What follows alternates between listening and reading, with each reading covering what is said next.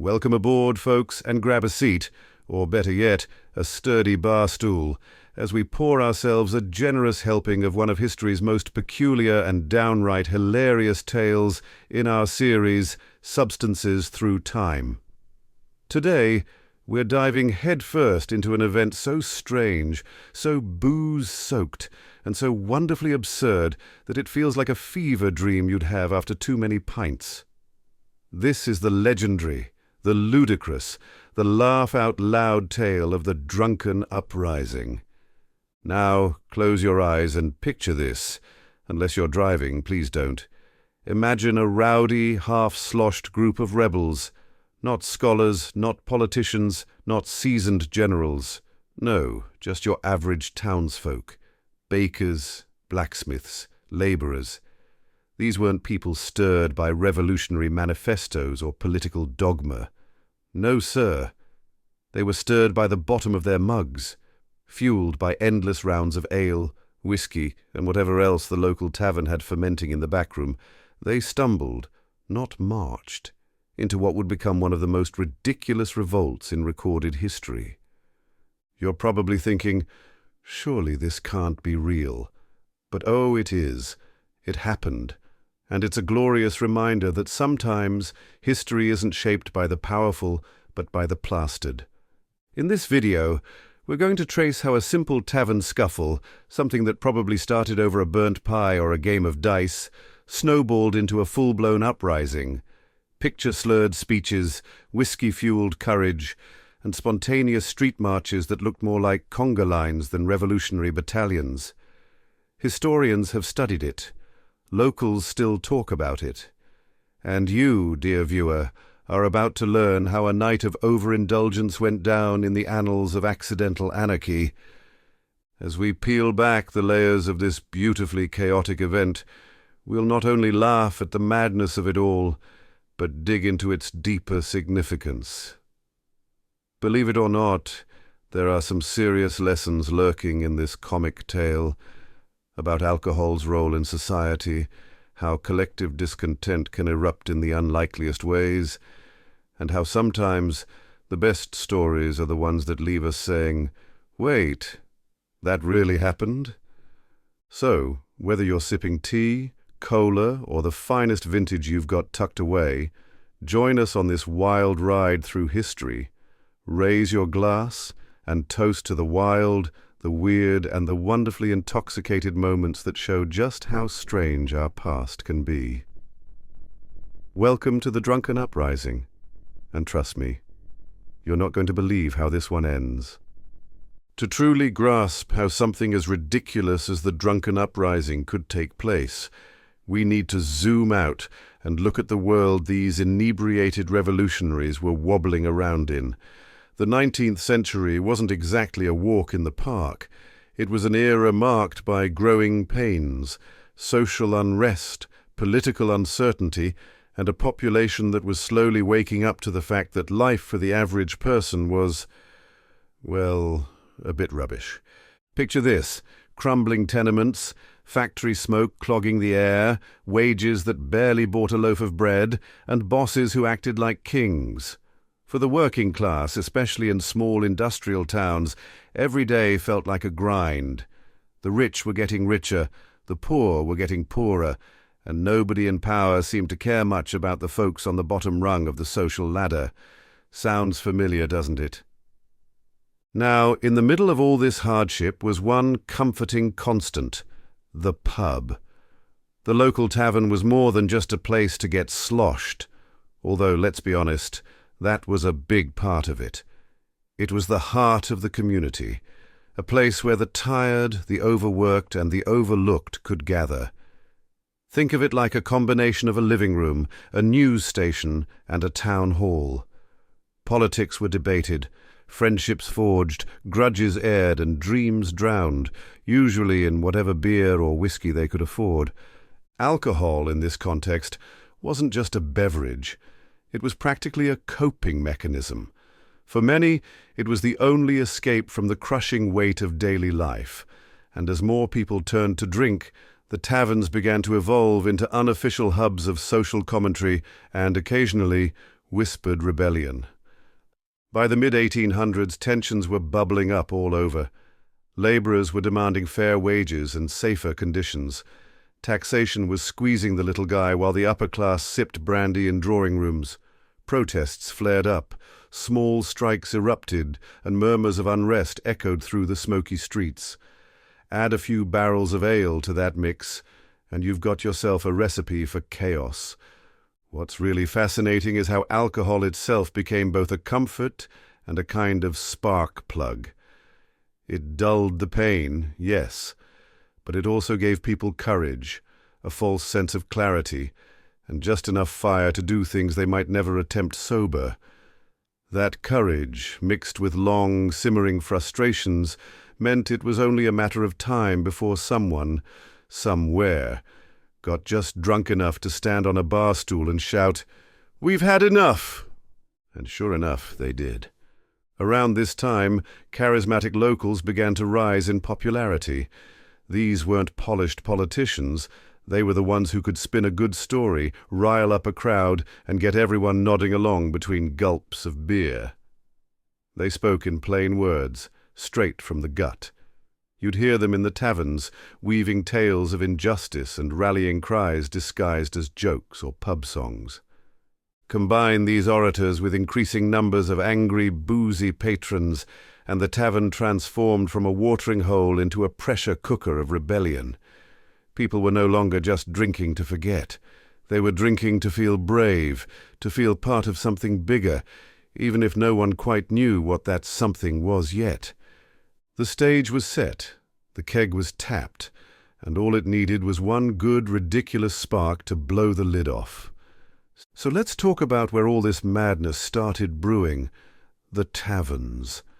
Now, we're not just talking about dimly lit rooms with sticky floors and the smell of old ale.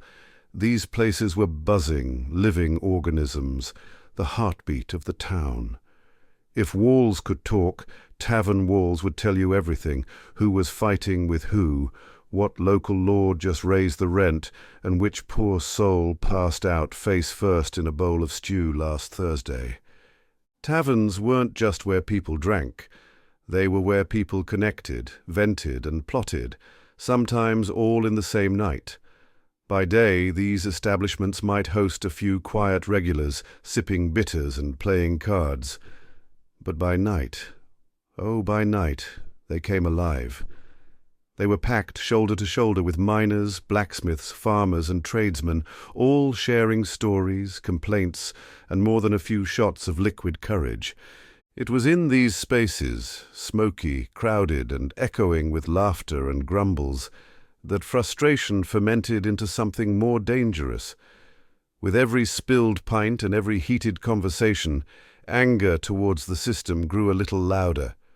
Someone would shout, "The mayor's a greedy old fool," and rather than being hushed, he'd be met with cheers and tankards raised in agreement. In these moments, the line between drunk rambling and grassroots revolution blurred.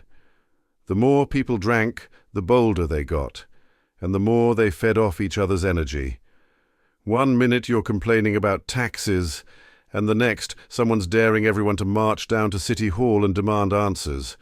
Of course, sober minds might have laughed it off the next day, but when everyone's 3 ales deep and feeling invincible, well, anything seems possible. Let's not forget the role of the orators either. Every pub had one, or several. These were the loudmouths with the gift of gab. They weren't necessarily educated, but, boy, could they hold a crowd. They could turn a simple gripe into a rallying cry. They'd stand on chairs, ale sloshing in hand, and spin stories of injustice with the flair of a street performer and the venom of a jilted lover. People hung on their every word, and more importantly, they believed them. The thing is, the tavern gave people something they didn't have anywhere else: a voice. Out there in the world, they were just numbers, cogs in the machine, peasants with little power. But inside the tavern, with a drink in hand and a crowd around, they were part of something. They mattered, they were heard, And that, right there, is where rebellions are born, not always from lofty political theory or planned agendas, but from gatherings of fed-up people who feel like they've had enough. Stir in some whiskey, let the frustrations boil, add a few charismatic loudmouths to crank up the heat, and you've got yourself a bubbling cauldron of revolt just waiting to spill over. These taverns didn't just serve beer, they served purpose. They were the pubs of rebellion, the lounges of liberation, the smoky dens where laughter and fury mixed until no one could tell them apart. It's no wonder that the Drunken Uprising found its legs here. It was born from the stomping feet, the raised glasses, and the tired sighs of people who just wanted a better deal, and figured, hey, maybe a riot will help. All right, so now the booze is flowing, the frustrations are bubbling, and the taverns are echoing with slurred war cries. The spark's been lit. But how exactly does a rowdy tavern night morph into a full-blown drunken revolt? Well, buckle up, because this is where things really start rolling downhill, in the most hilariously chaotic way imaginable. It all started with a single drunken declaration. One of the more intoxicated leaders, let's call him Big George, climbed onto a table, tankard raised like a sword, and slurred something to the tune of, "We've had enough, let's take it to the streets." Now, in a sober room, this might have drawn laughter and a gentle pat on the back, but in a tavern soaked in beer and bravado, it hit like a rallying cry. People stood up, cheering, spilling drinks, knocking over chairs, and just like that, the Drunken Uprising lurched to its feet. They didn't have a plan. Heck, most of them could barely walk in a straight line. But what they lacked in coordination, they made up for in enthusiasm. This wasn't a march. It was more like a slow-motion stampede of staggering rebels, tripping over cobblestones and bursting into off-key protest songs. Picture a conga line of chaos weaving its way through the village streets, arms linked, voices raised, and barely a coherent thought between them. One of the first acts of rebellion was utterly ridiculous and entirely unplanned. They stumbled upon a statue in the town square, a proud monument of some long-dead local hero.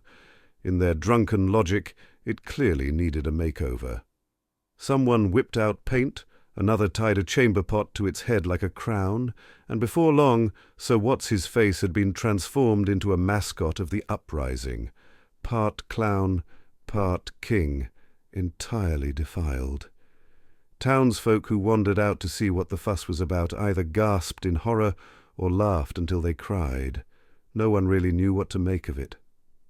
Meanwhile, the local constables, bless them, were absolutely unprepared. At first they figured it was just another rough night, maybe too many lads let loose after payday.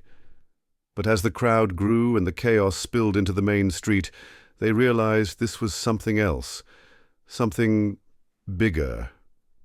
They tried to intervene, stepping in with whistles and batons.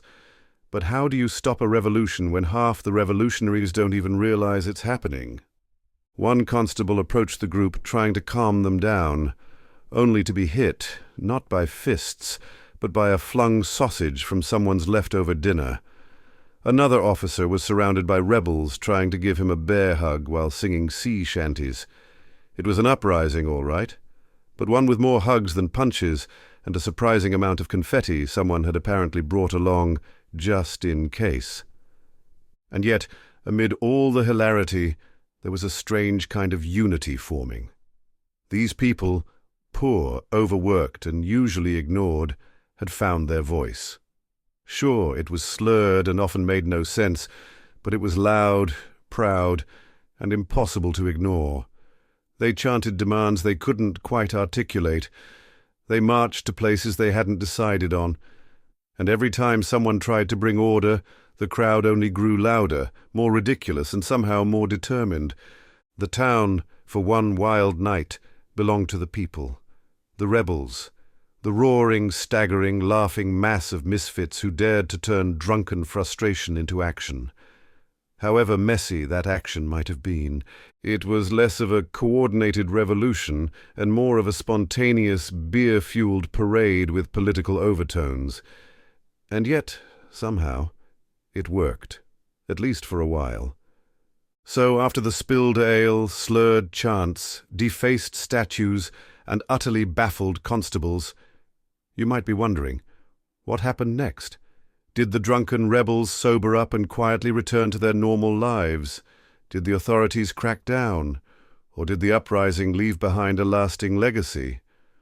Well, let's dive into the surprisingly meaningful aftermath of this tipsy rebellion.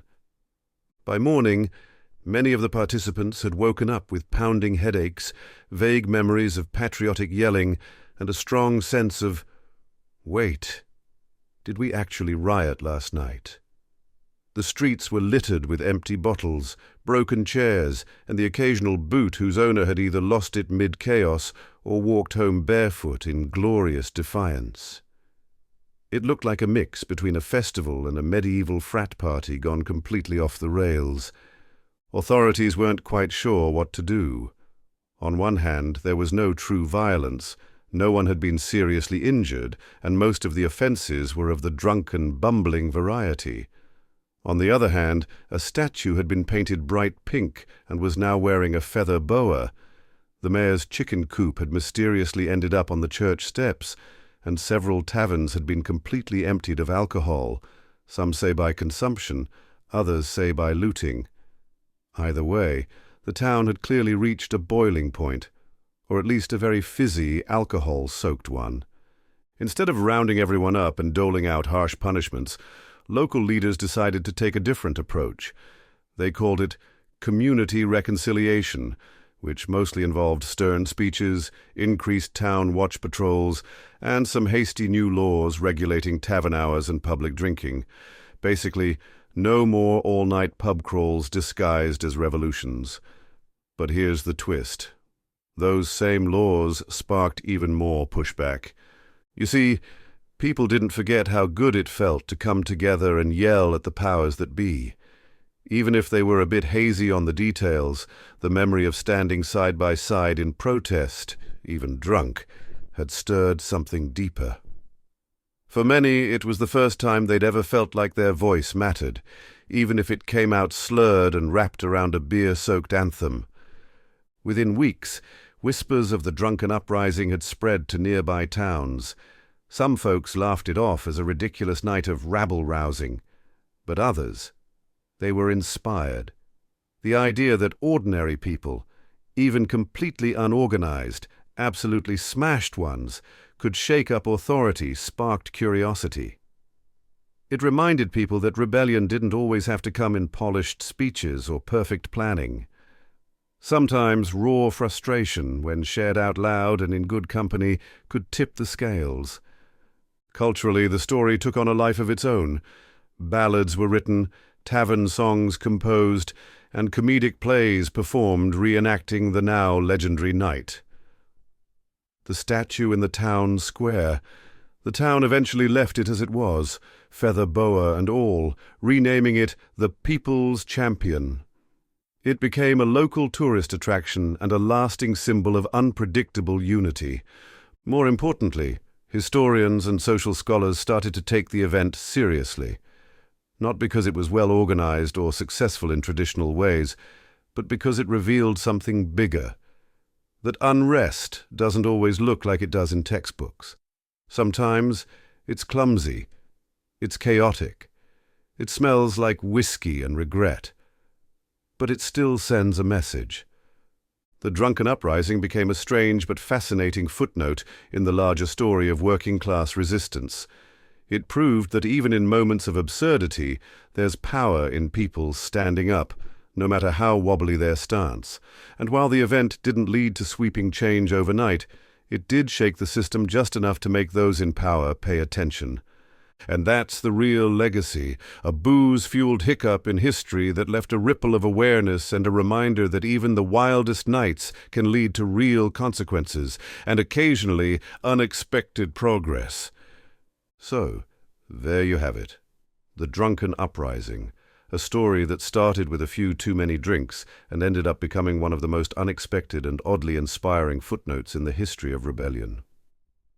What began as a late-night roast debate turned into a chaotic march through the streets, with tipsy townsfolk tossing jokes, insults, and beer mugs in equal measure. It was ridiculous, unpredictable, and utterly unforgettable. And yet, beneath all the chaos and comedy, this wild night holds a surprisingly meaningful message. It reminds us that rebellion doesn't always look like a polished speech or a dramatic standoff. Sometimes it looks like a group of frustrated locals, emboldened by cheap whiskey and shared grievances, standing up, if a little unsteadily, to say, "Something's not right, and we're not staying silent." The Drunken Uprising isn't just a quirky story to make us laugh, though, let's be honest, it does that spectacularly. It's also a testament to the strange, messy way that history sometimes unfolds. It shows that even in moments of absurdity, where the plan is non-existent and the revolutionaries are more hungover than heroic, there's still value in the act of standing together. It's also a reminder that everyday people, especially when they come together, can rattle the cage, even if they're not entirely sure what they're rattling it for. Their message might be blurred by drink, their demands unclear, and their chants completely improvised. But the passion, that part's real, and maybe that's the magic of it. Because sometimes change doesn't start with strategy. It starts with a laugh, a spark, and someone standing on a table yelling nonsense that somehow, in that moment, feels like truth. It starts with community, with frustration, with a pint in one hand and a story in the making. So next time you're gathered with friends, swapping stories over drinks, remember, you might just be one heated roast debate away from making history, preferably in a less chaotic, less police-involved kind of way. If you enjoyed this deep, booze-soaked dive into the past, make sure to hit that like button, subscribe for more offbeat tales from history, and share this with your mates who appreciate the lighter, stranger side of the human experience. Here at Substances Through Time, we'll keep digging up the weirdest, wildest moments from history's drunk drawers, because sometimes the best stories aren't found in the textbooks. They're found at the bottom of a bottle. Until next time, stay curious, stay weird, and maybe pace yourself at the pub. Cheers.